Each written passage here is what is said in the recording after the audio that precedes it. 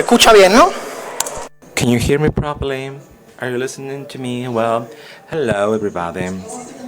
It's 6:45 or so. My name is Juan Garrido. Everybody knows me around here. They call me Juanito, the little guy from Seville, southern Spain. So many nicknames apply to me. Before moving to my talk, I would like to give a big round of applause to the organizers of the CyberCamp, especially the super cute presenter, the anchor woman, the security guys, the technicians upstairs. I know it's a 6:45 Saturday, but a big round of applause to the organizers, fabulous people doing their best.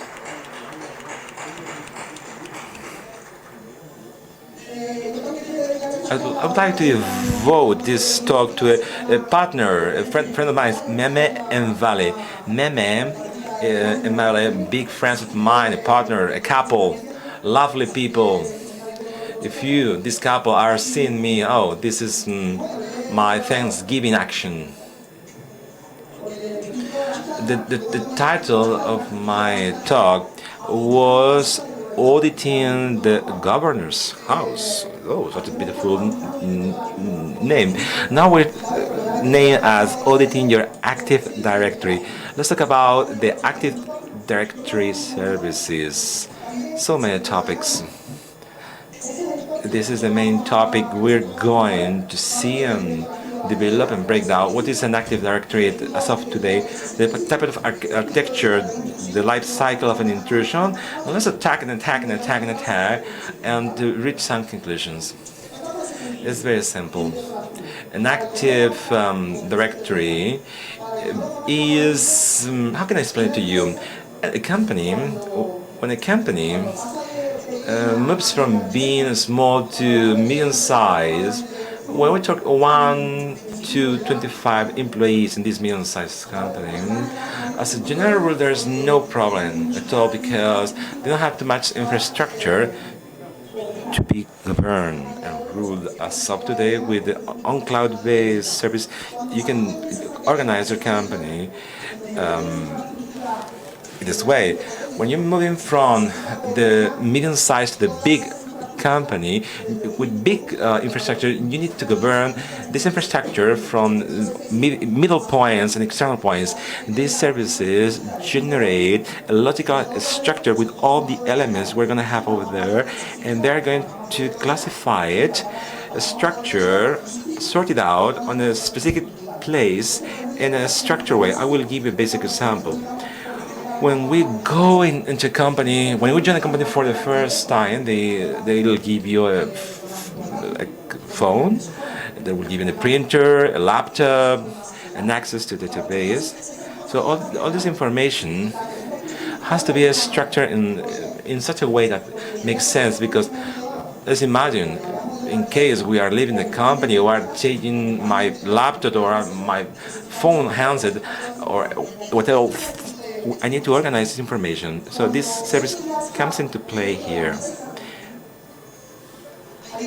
We need to govern this service inside the company. So in here, we are going to have some policies with which we are going to define what kind of access these people are going to have, how this human being is going to interact with this machine, what kind of privileges and issues he's going to apply. For this purpose, we have some rules and regulations within this service in order to govern and rule this company properly.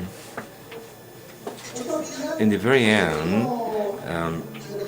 end of my presentation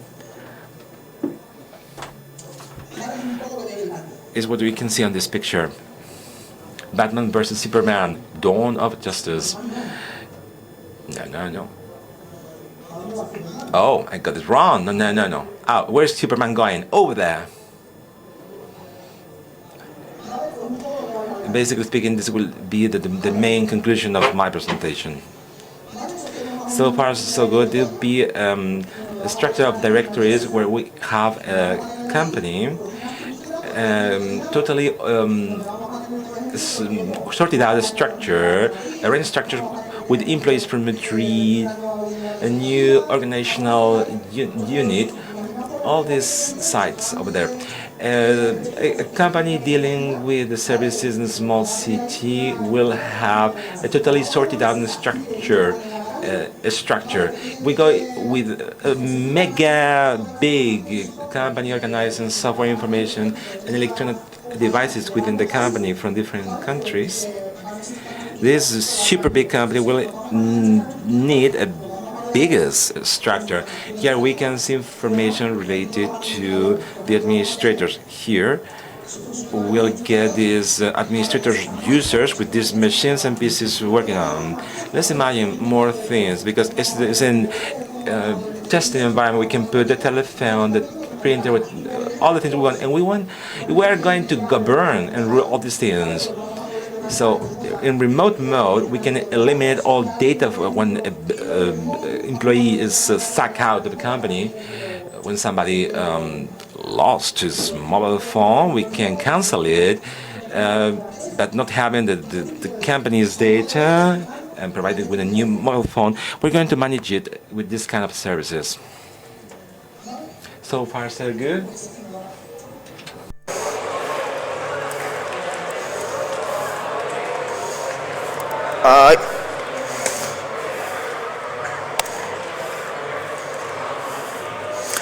Aquí llegamos a un problema, que es cuando empezamos. All right, we have a problem here. The problem appears when we start to integrate services from one place to another. We have an arranged structure, but in general, most of the companies want to or need to integrate third-party services. When they do so and when they buy third-party services, then the third party says, okay, I will integrate with your infrastructure. I don't need to create users because you have already done that. I don't need to manage machines because you are already managing them with this device. And then all that is integrated in this service. And what happens is that this service is one of the least audited services in the company. Often databases, websites, or any other type of services, voice IP is more often than not audited. But this is a basic service where nearly everything goes through it, all the infrastructure goes through it. And as I say, very little audited service, because it belongs to the IT infrastructure. And this is a perfect target for attackers. And actually, most of the attacks that we may have seen on TV have been carried out through a service of these characteristics. Why is that so? Because here we will find information about relevant people in the company. So these are some of the pieces of news that I gathered on the internet.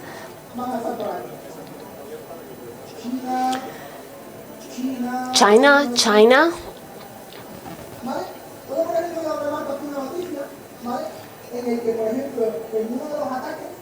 So this is a piece of news when one of the account of one of the administrators was found. They breached it and then they got into the organization. When someone breaks into the system, the thing is that the system that this person finds is arranged, is in an orderly manner. So if that person wants to attack the person that has the money in the company, this person will be very easily located. So this is one of the problems arising from not strengthening this type of service. Another problem that we may have could be this one. Okay, because sometimes we go and say, oh, the hackers that breached the system, they are the smartest guys in the world. So I'm sure that you have heard speakers saying that many cases, well, hacking is done for a very minor reason. For instance, we have the prince, and he looks very happy. And then we can see these notices, okay, or these papers on the wall with the password now. And I don't know whether you have heard ISIS this year and how ISIS hacked Le Monde. So everyone got really scared because ISIS said that has just hacked the TV. So if we are now realistic and then if we analyze what happened and when that happened, we will find that there was a journalist that was being interviewed, and then all the papers that we can see behind him are just the password to access to websites. So at the end of the day, the person, the attacker, just does some research and that's it. That's as much as he needs to do. So this is like interesting as well. So this man, okay, and notice the password behind him. And all these photographs are published, are posted on the internet. And then we have the Super Bowl. So the Americans, they spend lots of money in that and notice the password. The thing is that there will always be a person behind the camera. So, okay, look, there is a person over there recording this, my presentation. There will always be someone making a video. Okay, this lady is also doing a video or taking a picture. So therefore we have a big problem. So we have to strengthen this type of services. And whenever credentials, users, passwords are just breached, we will go into a first phase of auditing. So this now we will be on the left of the screen. So that's the start.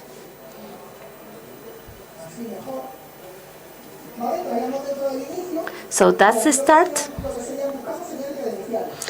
And here we will look for credentials. Then intrusion will follow. And then by the time there is an intrusion, we have to move internally. We have to understand the internal infrastructure, why this service has been placed here, what is the value of that user, etc. But we are already inside, okay? We will just stick to the first part, okay, which is what is of greatest interest to us. And what happens here? How could I explain that graphically? Well, an attacker will look on the internet for as much information as possible about the company. By the time they gather that information, the attacker will attack as much as possible so that anyone falls in the trap so that he can gather information about users. When that information is gathered, the attacker will continue to attack and attack and attack up until he finds one of the equipment or an intrusion that will allow him to have full visibility against one of the central servers, which is the server that shows on top. So if that type of service is accessed, we are in deep trouble because the attacker will have full access of the organization. And I repeat, in an orderly manner.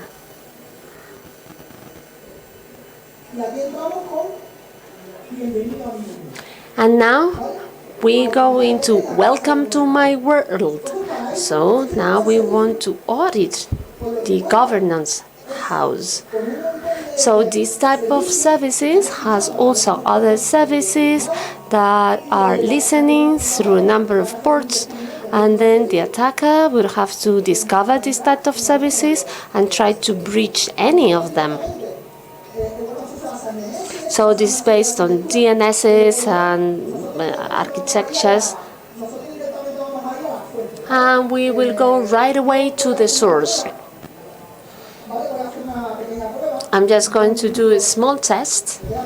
So 20 more minutes for my presentation.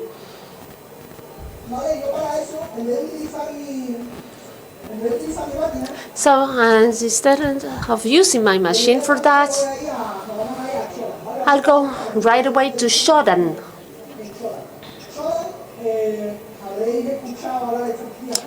I'm sure that you heard about Shodan these days. Shodan is a website with a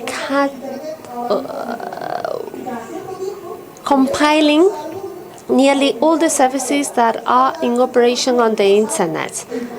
So we get both past information and about present information. And that information will help us carry out our auditing. And, well, the attackers will also use these very same services to find information. So for us to find Active Directory services, if we know that that is being listened through that port, the port that I've just typed in, port 389, Shodan tells me that 225 and 140 results are found. So if there is anyone in here against the Americans, I'm not against the Americans. I love Coca-Cola myself.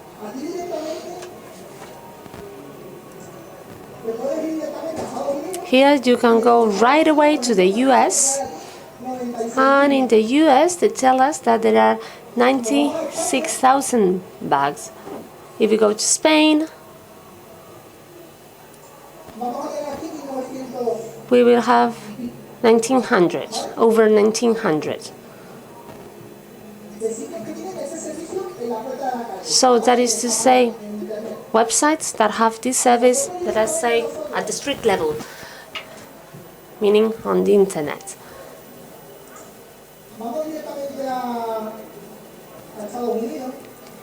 Again, if we go right away to the US, and we go to government sites, we will find 78 of them.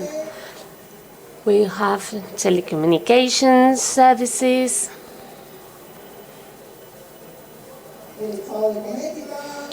Connecticut State, Charter Communications.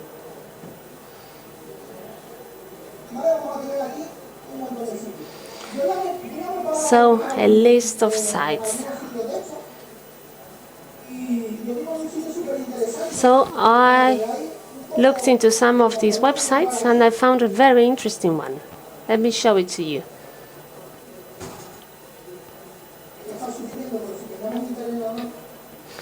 So I was not sure whether we would have an internet connection or not. And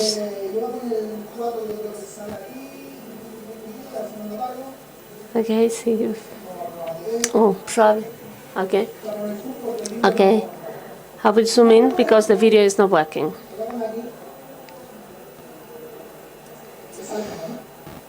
Okay, you can see it better now. This is an IDAP. I know that there are police forces here, and I know that it will take some time for the Americans to report on this. Okay, so we are talking about the report of Homeland Security, that is to say the White House. So,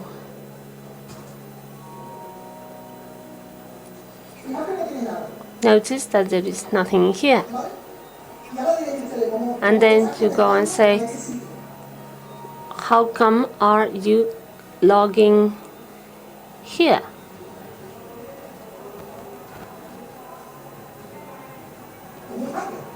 Well, like a hacker. No password, no nothing. What for? Why do you need a password for?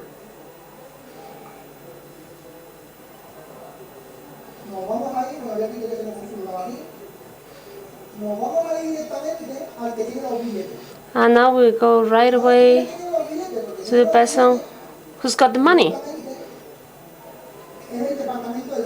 And that is the Department of the Treasury. Okay, we just log on there.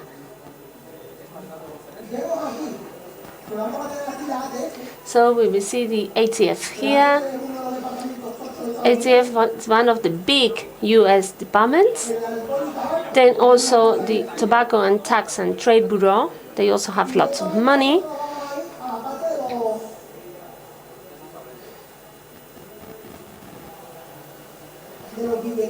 And right away we will go to the print.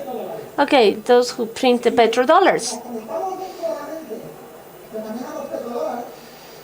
Okay, if we just log in. So people have devices and people classified in these folders. So if we look for the stuff, how many people are there?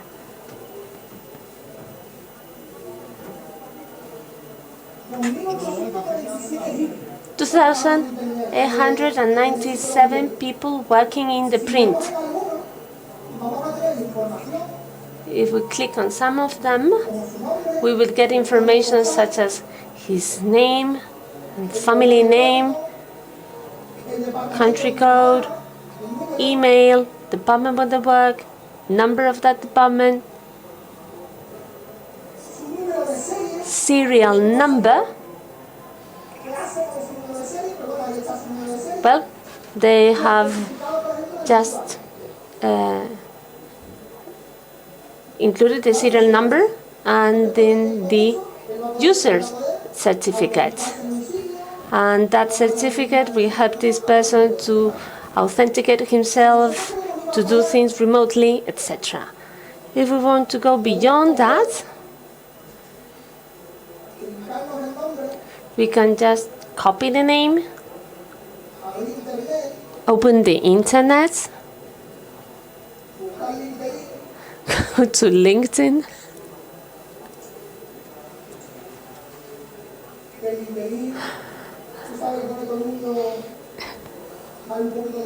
so that you know LinkedIn is good for your ego. Actually, I called myself Great Emperor on LinkedIn. Okay, I noticed he's the CEO. Okay, he is Michael Wash.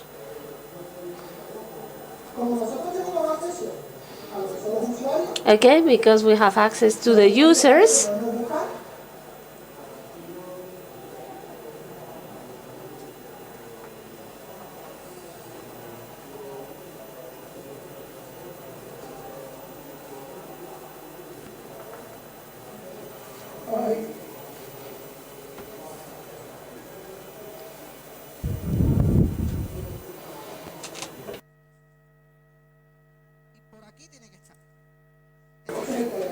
Okay, that's him, Michael Wash. Okay.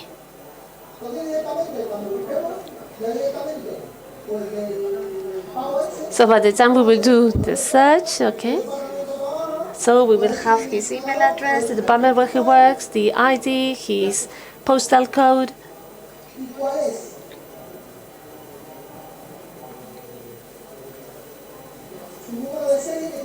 As well as his serial number, which is the same as the UID number. Okay, so we have already found information which is in good order. Okay, I will close this screen, okay, and I will stop it there.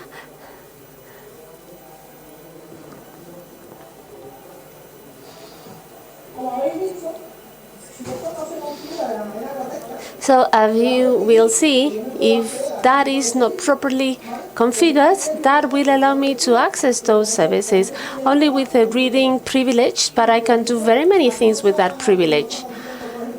So here we haven't seen all the information that is actually stored in this site that will give me information about the user, the equipment, the service of a printer, of an organizational unit, and all those things have to be audited. Let me give you one more example.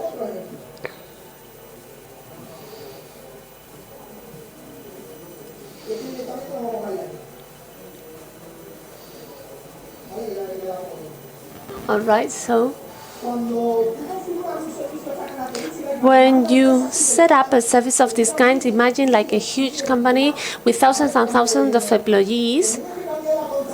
And when you have to change the password of all the employees, it's just very, very overwhelming and difficult. And that actually Microsoft bought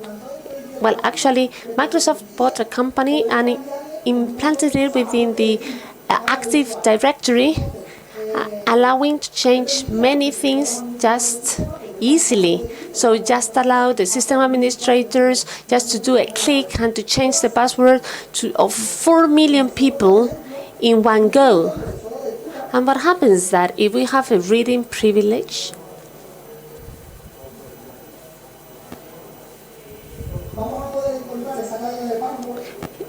that will help us find the password chain.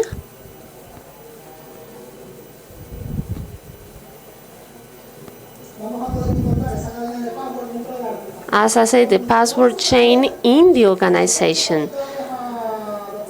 When we find it, if we go to the location,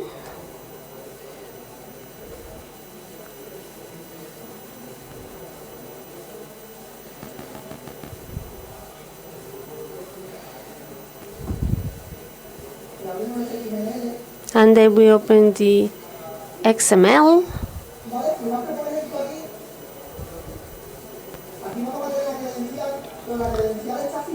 And notice that we will have a credential, but this credential is encrypted. But when Microsoft bought this company, gives out documentation for the product. So when we read that product document, we find a paragraph that says as follows. Let me find it. Oh, I don't have it with me. Well, but the paragraph says,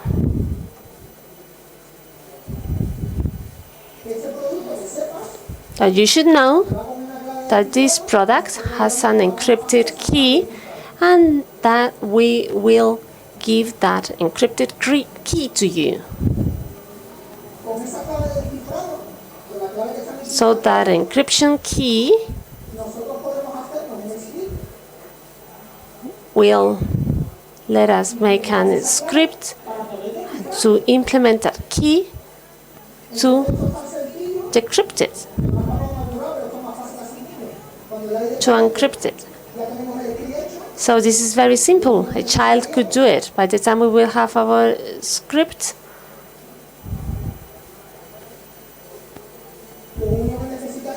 the only thing that we need is to look for XML files, and then with the embedded password that we have plus the document that we got from Microsoft, that will help us get the key. So if the password has been changed to 4,000 users, we will be able to gain access to 4,000 passwords very easily. So, but don't use that pathway, okay? There are many other ways to do so, but if you do it in this way, this is very easy to breach. So you have to do things, but you have to do them rightly. So 9 more minutes for my presentation. And we have to do things rightly.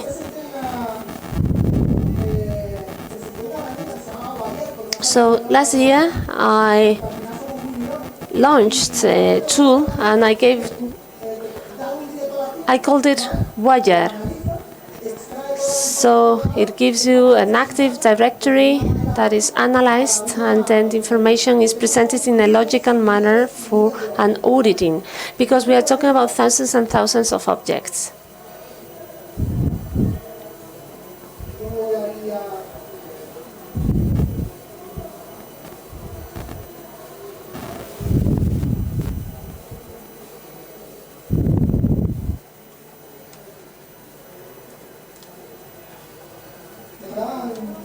So I had 9 minutes, 7 now. Okay, this is quite a simple tool, and because I don't have much time left, so we will go right away soon, and then we will just retrieve reports.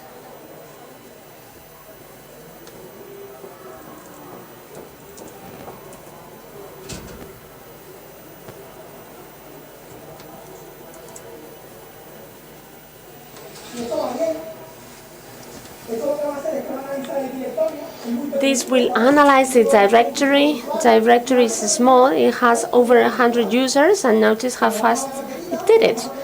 So if we go to the file, So we will have all that information in a structured fashion. So it's 722. And then, for instance, the passwords that we saw before, we'll see them here now. Because I'm a very lazy person,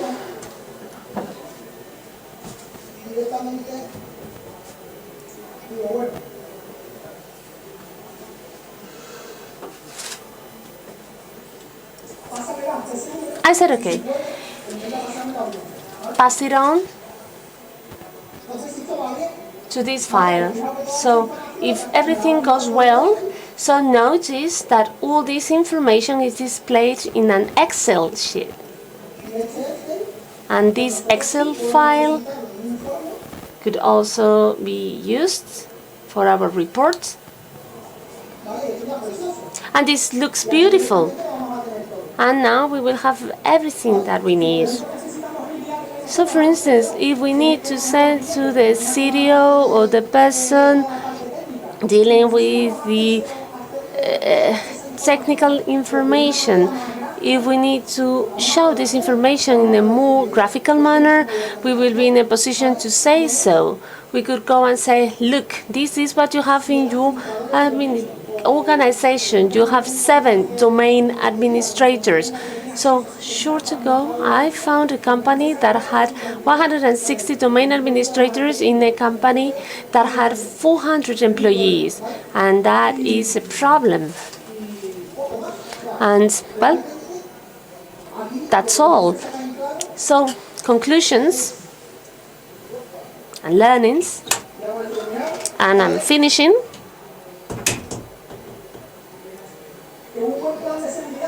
A good security plan can never be outsourced 100%. We always have to keep part of it in our company. We have to continue adapting to the life cycle of your company, and at the end of the day, you should train your employees because they are the ones that will use it. And, well, from me, okay, so this is the end of my presentation. So I finished 5 minutes ahead of time. Do you have any questions?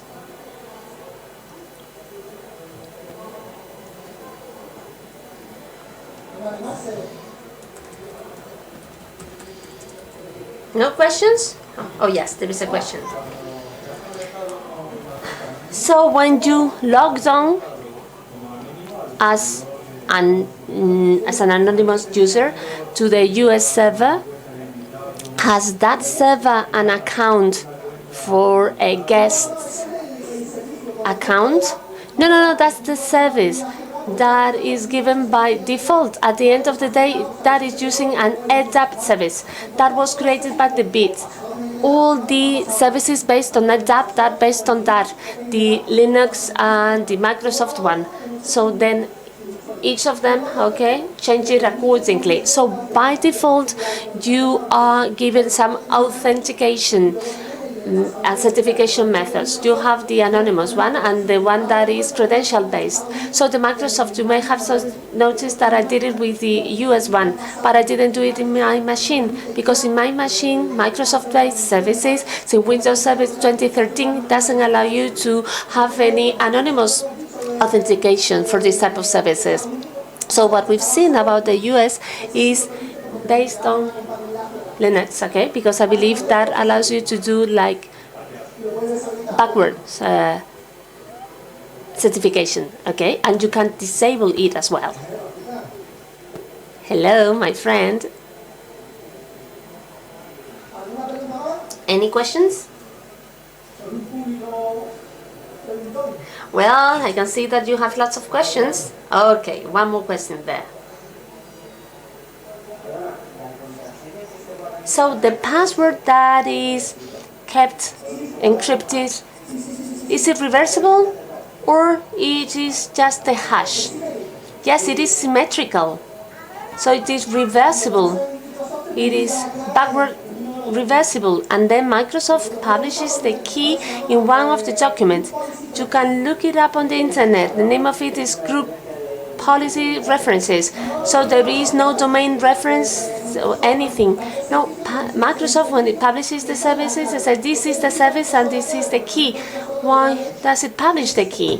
Well, Microsoft could have given you the key and could have given you something, or could have given you the chance to change it, so that each company has a different one. But I understand that when it bought the service, it was so difficult for it to change the key.